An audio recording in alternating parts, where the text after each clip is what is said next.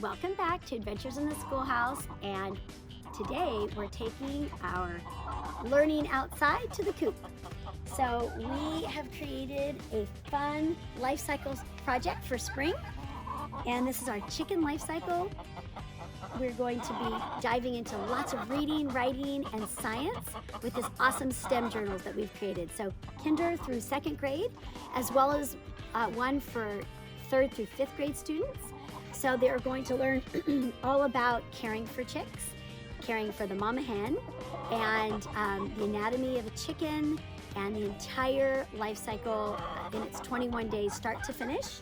And we're also diving in this spring to our caterpillar butterfly metamorphosis, as well as ladybugs and all kinds of garden adventures. So join us in all of our adventures at www.adventuresintheschoolhouse.com, and you can download these awesome STEM journals, cross-curricular in science, reading, and writing, with fun, rich, hands-on learning experiences that you can do at home with your kiddos, or you can jump in and join us this spring for on-site, hands-on classes, pre-K through fifth grade.